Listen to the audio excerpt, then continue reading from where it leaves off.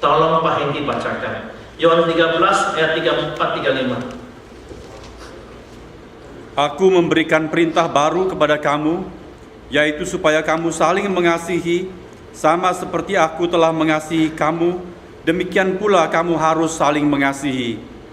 Dengan demikian semua orang akan tahu bahwa kamu adalah murid-muridku, yaitu jikalau kamu saling mengasihi. Nah, ayat ini adalah ayat yang powerful sekali di dalam Alkitab. Semua orang tahu engkau adalah murid-muridku apabila engkau saling mengasihi sebagaimana aku mengasihi engkau. Bukan doktrin apa yang kau pegang, bukan bisa bahasa lidah atau tidak bahasa lidah, nyanyi tepuk tangan atau tidak tepuk tangan, baptis selam atau tidak selam. Bukan itu saudara sekalian, tetapi bila engkau saling mengasihi sama seperti aku mengasihi engkau, maka semua orang tahu kamu adalah murid-muridku. Bukan saudara nyanyi paling kencang suaranya, orang tahu saudara murid Yesus. No, ini Yesus yang berkata. Jadi loving relationship perlu sekali dibina di dalam gereja dan di dalam masyarakat dan di dalam dunia ini.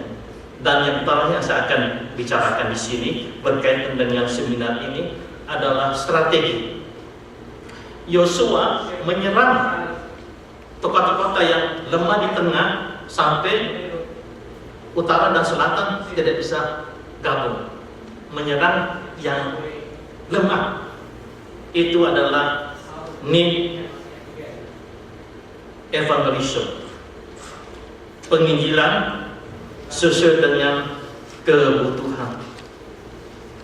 Penginjilan sesuai dengan kebutuhan. Nah, ini penting sekali saudara sekalian. Kita jika mau melakukan pelayanan yang militan, kita harus tahu kebutuhan orang-orang yang kita akan jangkau. Salah satu gereja yang berhasil di California Selatan adalah gerejanya Rick Warren, Saddleback Community Church. Itu dia berhasil sekali, bukan saja jual yang punya buku, tapi dalam pelayanannya. Saya pernah sekali ke sana pada kebaktian sore, dan sore itu ada 4 venue, ada 4 tempat untuk kebaktian, dan mereka memakai multimedia. Jadi pendetanya Rick Warren itu khotbah di 4 tempat dengan 4 poin sambil dia jalan.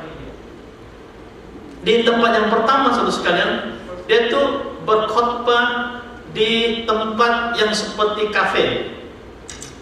Jadi orang di sana sambil nyanyi-nyanyi, minum-minum dan sebagainya, dia khotbah di sana. Poin yang pertama. Lalu dia jalan ke tempat yang kedua, ruangan seperti nightclub, lampu remang-remang dan orang berusaha berpasang-pasangan. Di situ dia khotbah. Poin yang kedua. Kemudian dia jalan lagi ke tempat yang ketiga, itu orang Meksiko pakai gitar-gitar dan sombrero dan sebagainya. Sampai terakhir yang keempat, dia datang ke tempatnya kita itu yang konvensional. Nah, itu pun ada orang yang belum terpenuhi aspirasinya. Jadi maksudnya begini, kita perlu tahu apa kebutuhan orang-orang yang kita layani dan kita tahu di mana kelemahannya, hingga ketika kita melayani mereka, hati mereka terharu. Ya, misalkan dalam Kisah Rasul, ya, hari Pentakosta, Petrus berkhotbah, kutip perjanjian lama dan sebagainya, karena pendengarnya adalah orang-orang Yahudi. Dan setelah Petrus berkhotbah, bagaimana reaksi daripada pendengar-pendengarnya? Alkitab katakan begini, ketika mereka mendengar hal itu, hati mereka sangat terharu, lalu mereka bertanya kepada Petrus dan rasul-rasul yang lain, apakah yang harus kami perbuat, saudara-saudaraku? Saya percaya semua orang yang berkhotbah ingin respon orang begini, membuat hati mereka terharu, touch, ya, terharu. Jadi kita perlu tahu, kepada orang Yahudi yang datang ke Yerusalem untuk merayakan hari Pentakosta di sana, Petrus berkhotbah, dia kutip dari Yoel dan sebagainya. Dan itu saudara sekalian tidak akan kena kalau dia khotbah kepada Cornelius, ada pemimpin tentara orang Romawi. Saudara ingat Tuhan Yesus ketika dia menginjili Nikodemus, dia berbicara tentang apa? tentang kelahiran baru. Dan ketika dia berbicara kepada perempuan Samaria di tepi sumur, dia berbicara tentang apa? Dia tidak bicara tentang kelahiran baru, tapi dia bicara tentang air hidup. Itu kebutuhan-kebutuhan orang-orang tertentu. Jadi kita di dalam melakukan pelayanan yang militan, saudara perlu work hard. Masyarakat Indonesia di sekitar Bay Area, kalau saudara mau jangkau, apa kebutuhan mereka? Saudara perlu tahu. Itu gereja yang di Pino, kebanyakan anggotanya adalah mahasiswa di Berkeley. Itu kebutuhannya tersendiri, ya. Dan kelihatannya berhasil menjangkau itu.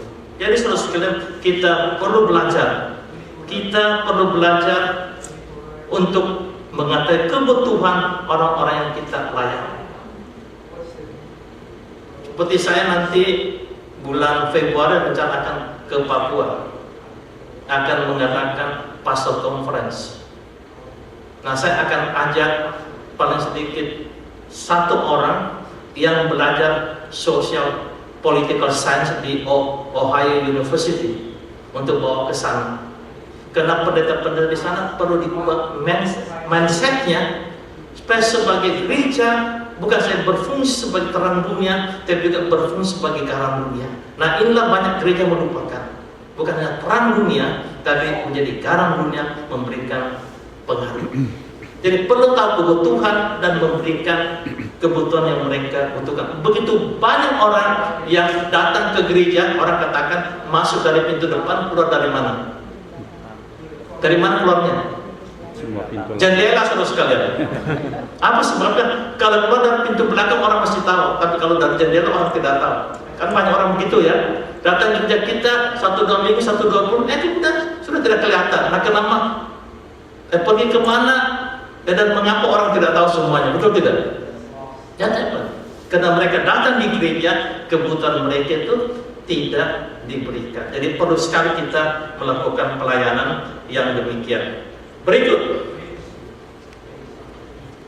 penting sekali, pelayanan yang militan membutuhkan sahabat sejati. Ini yang seringkali kita lupakan. Terus sekalian, Yosua tidak akan sukses tanpa sahabat yang sejati. Dan saudara tahu siapa sahabat sejati Yosua? Halo? Kaleb sahabat sejati. Mereka ketika masih muda diutus oleh Musa pergi mengintai ke Kanaan. 12 orang pengintai. 10 orang pula mengatakan bahwa kuatlah, memang buah-buahnya besar-besar, tapi orangnya gede-gede juga, kita jangan masuk lah. Hanya Yosua dan Kaleb mengatakan, no, kita masuk pun besar dengan kita. Tapi yang namanya dunia saudara sekalian, seringkali suara terbanyak yang menang meskipun salah.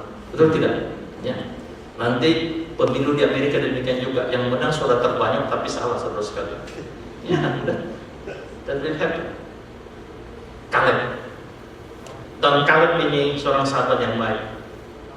Mereka berdua yang tinggal hidup dan 12 orang itu dan masuk ke dalam tanah Kanaan.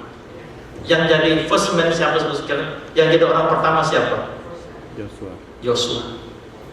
Kaleb tidak mengatakan Tuhan pilih kasih. Kan gua juga sama-sama masuk. Masa dia jadi bos, gua jadi anak buahnya? Tidak, saudara sekalian. Sahabat yang baik tahu diri dan tahu kehendak Tuhan. Di dalam gereja kita membutuhkan sahabat-sahabat seperti Kaleb. Sekalipun iman, watak karakter Kaleb tidak kalah daripada Yosua. Nah, kita lihat salah satu contoh.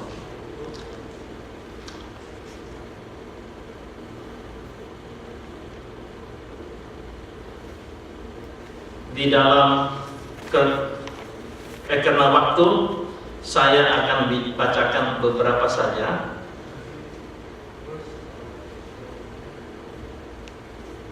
Yosua pasal 14, 9 dan 10.